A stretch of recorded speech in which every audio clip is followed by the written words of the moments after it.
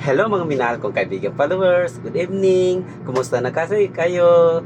Nandito naman ako mangungulit sa inyo. Siya nga pala, Happy Good Friday, kumusta? Sana magdasal din tayo ha.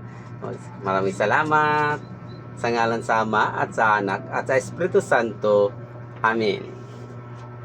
Ama namin banal na makapangyarihan sa lahat, dumudulog kami ngayong gabi sa iyo naway, pumapasok ka sa aming tahanan at alisin mo po ang lahat ng aming mga alalahanin, ang mga karamdaman mangyaring, bantayan mo po kami ng pamilya at ang mga kaibigan ko, lalong lalo na ang nakakita sa video na to.